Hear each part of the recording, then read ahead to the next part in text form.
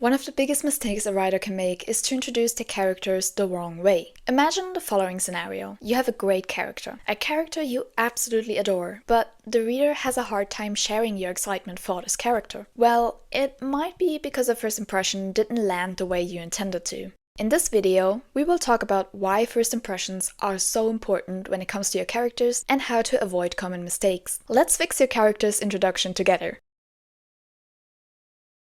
First impressions are something we all face every day. After only a few minutes of meeting someone new, we more or less know if we like them or not. Sometimes we are also really confident in our judgment of their personality, their intentions, and whether they seem to be a genuine person or not. Consequently, these first impressions shape the way we interact with people, how we talk about them, and how we judge their future intentions. Research suggests that there are two different processes when it comes to our cognitive activities. They either consist of System 1 or System 2 processes. Cognitive activities that consist of System 1 are thought to be quick and effortless, and non-analytical, while System 2 takes longer, is conscious, and takes more effort. Based on these distinctions, it is clear that first impressions fall into the System 1 category.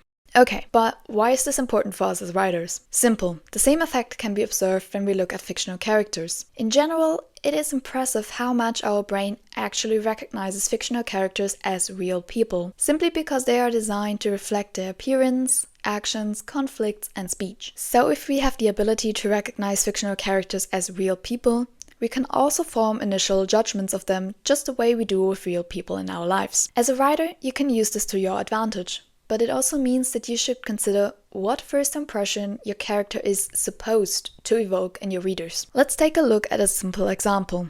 In his paper, Phillips introduces an example of a character introduction, Emma Woodhouse. Handsome, clever, and rich. One short sentence that already tells us a lot about his character. He then proceeds to show us that this choice of words and the particular order of chosen words are not arbitrary. They convey a first impression. If we were introduced to Emma Woodhouse, rich, clever, and handsome, for instance, instead of handsome, clever, and rich, our sense of Emma might begin on a very different scale. Emma's beauty and intelligence might seem a little less natural and a little more bought. This could lead us to judge her more harshly from the outset because she would seem a little less likable. As a writer, you can use this to your advantage. Not every first perception of a character has to be the correct one. You as a writer can also deliberately trick your reader into having a false perception of your character, which later on has to be corrected when we actually get to know them better, or the first impression solidifies during the story. That depends on what your goals are. Because these perceptions are formed in the first few minutes of us meeting someone new, let's take a look at how you can actually introduce a new character to your readers. One of the most common pitfalls when it comes to character introduction is about either dumping all aspects of the character's background story onto the reader or over-describing the character's appearance in a generic or stereotypical way. Dumping the character's background story onto the reader can be a problem because, first, your reader doesn't really care for your character yet. They literally do not know them, so why would they care to know every little thing that happened to them? It can feel really unnatural if a new character dumps their background story on another character they just met. You also wouldn't walk around and tell everyone you meet what exactly happened in your life, right? Your characters wouldn't either. Third, it doesn't really leave any room for the readers to wonder why your character is the way they are, why they believe certain things, or why they struggle with certain things. However, that obviously doesn't mean that you are not allowed to introduce any of the background story right away. Depending on how you want to introduce your character in the story, it sometimes is even needed. Let's take a look at an example.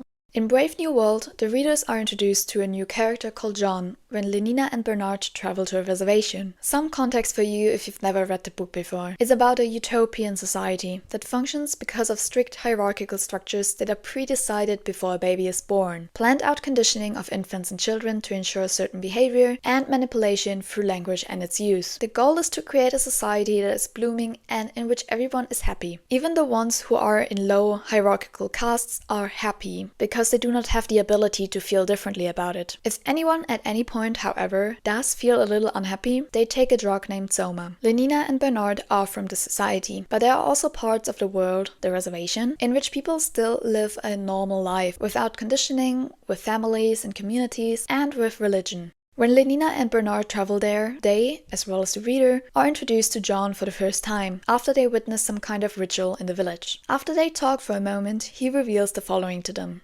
Linda and he, Linda was his mother, were strangers in the reservation. Linda had come from the other place long ago, before he was born, with a man who was his father. She had gone walking alone in those mountains over there to the north, had fallen down a steep place and hurt her head. In this case, we are introduced to an important aspect of John's background story. We learn how his mother ended up in a reservation, even though she was originally from the other place. We learn this because Bernard asks him how he ended up here, because of his appearance, which is so different from the other people on the reservation. The character John immediately gets set up as a character that kind of stands in the middle of these two worlds. He doesn't quite fit into the world he was born in because of his appearance and because of his mother's actions, but when he later leaves the reservation to see the other place, it becomes clear that he doesn't fit in there either, and that he doesn't share their beliefs and their way of life. Because John's role as a character is to be this misfit who doesn't quite belong anywhere, it makes sense to immediately introduce him as such. And the author uses the character Bernard's questions to get John to tell us this part of his life. However, and this is important, John doesn't tell his whole background story and all of his struggles right away. Over the course of the rest of the book, we learn a lot more about him. Later, for example, we find out that he had a rocky relationship with his mother because she was conditioned to live another life and she struggled immensely in adapting to life in the reservation. However, this takes time. We learn about it when we are a little more invested in the characters John and his mother, Linda. The information, however, that Linda was born in the other place and only ended up in the reservation by accident is important for the characters and the storyline as well. Only because Bernard and Lenina know about it, they take John and his mother back to the other place. Otherwise, John would have never come along and would have stayed in the reservation. So don't get me wrong, introducing some parts of a character's background story can be a good idea. Sometimes it even needs to happen, as you saw in this example. But make sure that you only reveal parts that are important in that moment and that you leave some room for the reader to want to know more. Describing a character's appearance can be a tricky one for new writers because often we tend to want to describe them in detail so that the reader can better imagine the character. However, if we do it in a generic or stereotypical way, this does not really add much to the character. If you want to describe your character's appearance, you should think about what aspects are important and what aspects someone would actually notice while looking at them for the first time. Let's take a look at another example. In Frankenstein by Mary Shelley, the reader is introduced to the monster through the eyes of Victor Frankenstein. I saw the dull yellow eye of the creature open. It breathed hard, and a convulsive motion agitated its limbs. How can I describe my emotions at this catastrophe, or how delineate the wretch whom with such infinite pains and care I had endeavored to form? His limbs were in proportion, and I had selected his features as beautiful. Beautiful, great God! His yellow skin scarcely covered a work of muscles and arteries beneath. His hair was of a lustrous black and flowing, his teeth of a pearly whiteness. But these luxuriances only formed a more horrid contrast with his watery eyes that seemed almost of the same color as the dun white sockets in which they were set, his shriveled complexion and straight black lips. Now you could maybe argue, isn't this over-describing the monster's appearance? Shouldn't you maybe shorten this part? But in this case, the appearance of the monster plays a vital part in the storyline and all following conflicts. The reader needs to be informed of it so that we can better understand why the monster was rejected by not only Victor, but everyone he met after that, and why everyone was so terrified by it. The appearance, therefore, has importance here. Also, would someone notice these things if they stood in front of the monster?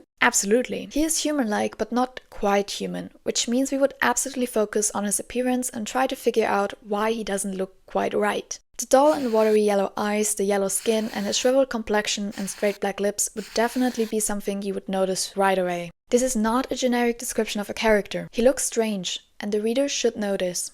So the rule, if you want to call it that, would be to consider what information has to be revealed to the reader. What exactly should they know about the character right away? And which information can wait because it is not necessary right now? Based on your answers, you'll know what to include in the character introduction and what you can reveal later in the story. Earlier in the video, we talked about first impressions, how they form and why they are important when it comes to fictional characters as well. I want to briefly come back to this topic. While the appearance of someone obviously contributes to our first impression of them, so do their actions, their behavior, and their body language. Maybe even more than only the appearance. This is why it is a good idea to introduce your characters in a way in which the reader can form some kind of first impression about them through their actions, their speech, and their body language. In Brave New World, for example, when we meet John for the first time, we learn the following about him.